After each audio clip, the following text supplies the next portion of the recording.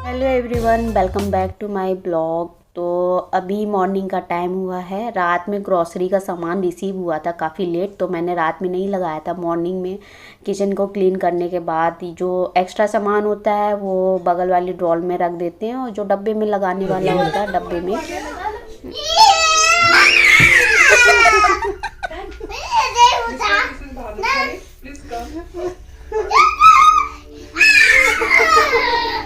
टोपा लगा रही ने दो उसे भाई। ठंडी है, लगा रहा तो ठंडी है। सॉरी टू से लेकिन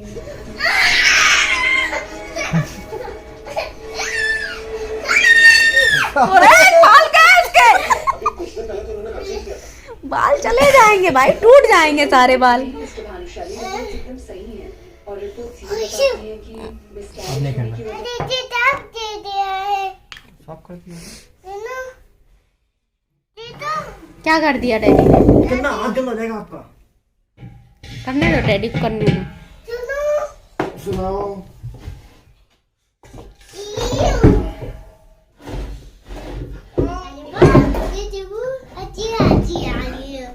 क्या आ रही है?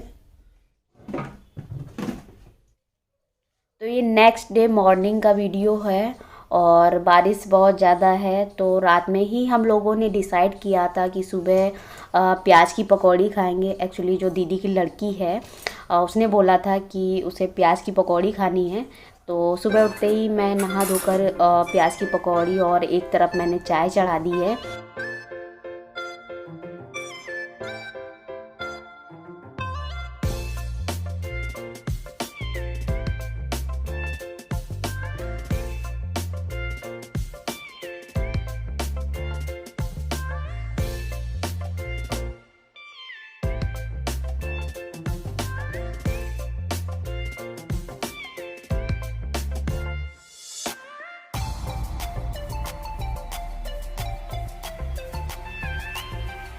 कल बारिश बहुत ज़्यादा हो रही थी, तो आज काफ़ी सारे कपड़े हो गए हैं। इनके भी कल जैसे ये गए थे तो इनके भी आने के लौटने के बाद वो सारे कपड़े और ब्लैंकेट वगैरह ले जाते हैं, जैसे सर्दी है तो वो हो गए।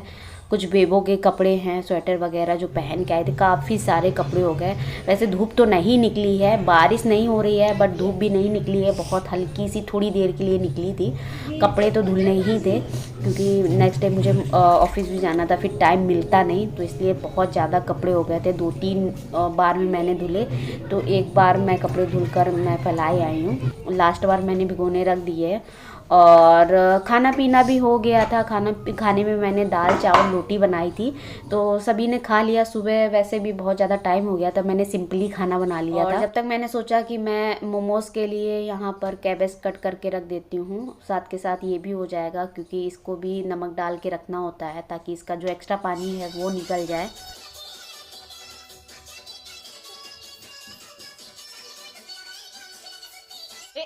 बंद। अब चलो अन्नी करो चल के, चलो चलो पहले अन्नी करो चल के।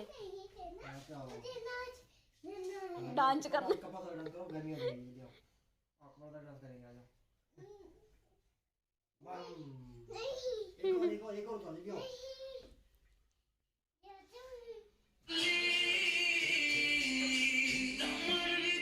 यहाँ पर अयांश का नहलाने का टाइम हो रहा है, वो डांस के चलते आ ही नहीं रहा है। बहुत मुश्किल से, मतलब वैसे नहाने में रोता नहीं है, आराम से नहा लेता है, बट वो क्या है ना कि इस मूड में नहीं है, तो वो कह रहा कि मैं डांस करूँगा उसके बाद नहाऊँगा।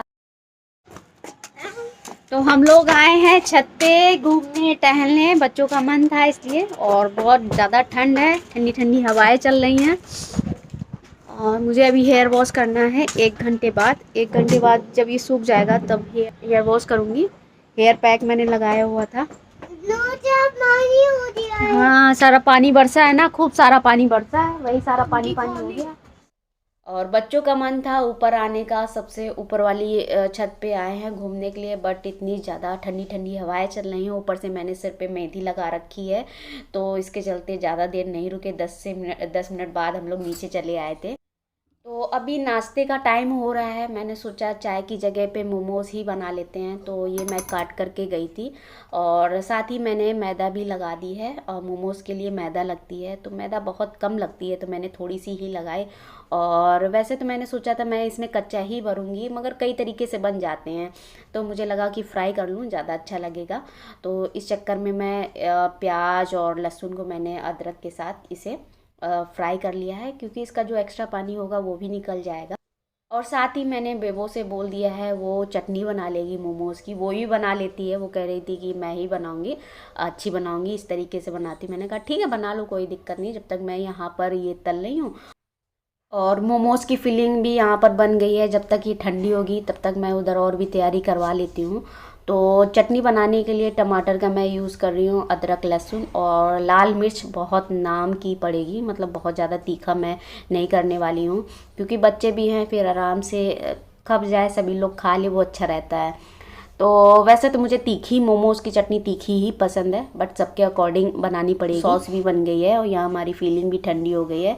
तो बस भरने के लिए हम लोग करीब 4:30 बजा है, 4:30, हाँ 4:30 बजा है। हम लोग बस मोमोज़ वो बेलती जा रही थी, मैं भरती जा रही थी। इसी टाइम हमारे पास एक फ़ोन आता है, कॉल आती है, और बस सडनली सब कुछ पूरा प्लान चेंज हो जाता है। उस दिन के बाद करीब मैं ये वीडियो 10 दिन बाद शूट कर रही हूँ।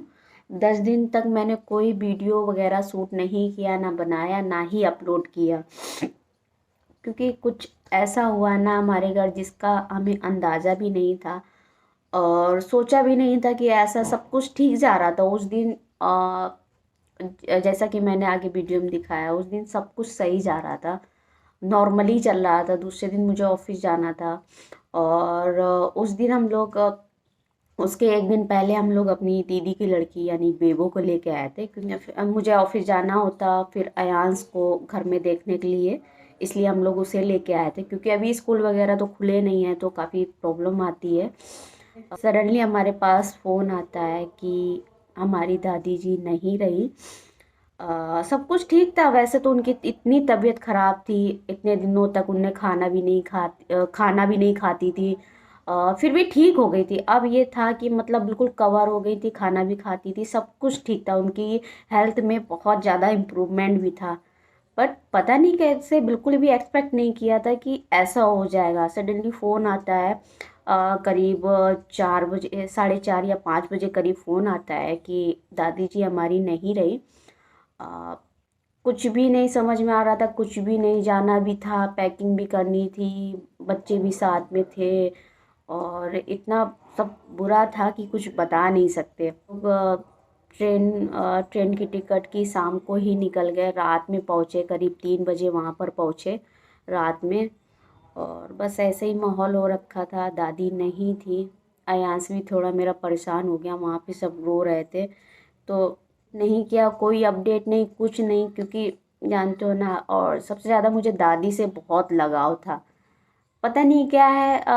जैसे मेरी नानी थी, दादी तो मेरी मेरी अपनी दादी तो पहले से ही मैंने बचपन से ही नहीं देखा, पापा के बचपन में वो ख़त्म हो गई थी। बट मुझे ना बूढ़ों से बहुत प्यार था, जैसे बुज़ुर्ग होते हैं ना, बहुत ज़्यादा लगाव होता है। तो ना दादी से, मेरी दादी सास थी ना, बहुत ज़्यादा लगाव था। वैसे वो पुराने ख़यालात की थी, उनके हिसाब से काम चाहिए होता था, तो काफ़ी बोलती भी थी, डांटती भी थी, सुनाती भी थी। बट उनकी बातों को मैं कभी बुरा नहीं मानती थी यार, कभी नहीं। मतलब ऐसा हुआ है कि एक बार अगर मम्मी कुछ कह देती थी तो मैं बुरा मान भी जाती थी, बट दादी तो मुझे कितना भी कुछ कह लेना, कभी उनकी बातों में मैं बुरा नहीं मानती थी, क्योंकि मैं जानती हूँ यार वो इतनी एजड हैं। सोचो मेरी सास की भी सास हैं, वो अपने हिसाब से चीज़ें चाहती हैं, ठीक, उनकी भी गलती नहीं है, किसी किसी का अपना वो होता है कि अपने अकॉर्डिंग ही सबको ढालने की कोशिश करते हैं। बट वही था कि बहुत ज़्यादा खला, बहुत ज़्यादा, एकदम दिल में इतना धक्का लगा। सोचो इतने दिन बाद मैंने कैमरा उठाया है, फिर भी मैं अपने आंसू बहुत ज़्यादा कंट्रोल कर रही हूँ कि मैं ना ही रो कैमरे के सामने। और मुझे नहीं अच्छा लगता है कि फिर लोग बोलते भी हैं सिंपैथी गेन करने के लिए, ऐसा ऐसा ऐसा, ऐसा कुछ भी नहीं है। अगर ऐसा ही मुझे करना होता तो मैं दूसरे दिन ही कैमरा उठा लेती, तीसरे दिन उठा लेती, एक हफ्ते बाद उठा लेती। क्योंकि मैं जानती हूँ ना, मेरी ऐसी कंडीशन ही नहीं है और ना मैं ऐसे बोल सकती हूँ। तो बस यही था। और हाँ, हम लोग तीसरे दिन आ गए थे, तीसरे दिन यानी नौभार करके आ गए थे, क्योंकि इनका भी ऑफिस का काम था और काम ऑफिस के चलते इन्हें भी आना था और मुझे भी आना था। इसलिए घर वालों ने बोला ठीक है, तो अपना काम देखो, यहाँ तो होते ही रहेगा। और 13वीं में वैसे हम लोग जाने वाले हैं, तो इस चलते हम लोग अयाज को भी छोड़ के आए हैं। तो मेरे लिए बहुत डिफ़िकल्ट है ये टाइम, और अयाज के बिना रहना ना बहुत, रोना नहीं है। तो अयाज के बगैर, हाँ, अयाज को छोड़ के आए हैं अपनी मम्मी के पास, मतलब उसकी दादी के पास, वो दादी के पास ही है। क्योंकि हम लोगों ने सोचा क्या 5-6 दिन के लिए उसको लाएं, ठंडी भी बहुत हो रही है, फिर कोविड का भी इतना ज़्यादा है, और दादी के पास वो रह लेता है। तो इस चक्कर में हम लोग छोड़ आए कि चलो वहाँ बना रहेगा 4-5 दिन। वैसे भी मम्मी अकेली हो गई दादी के जाने के बाद, काफ़ी ज़्यादा उन दोनों में अटैचमेंट था, तो काफ़ी अकेली हो गई। तो हम लोगों ने ये सोचा ठीक है, अयांश को छोड़ देते हैं, 5-6 दिन की बात है, वो भी घर में रह लेगा मम्मी के साथ। वरना मेरे लिए बहुत डिफ़िकल्ट है बिना उसके रहना, बहुत ज़्यादा।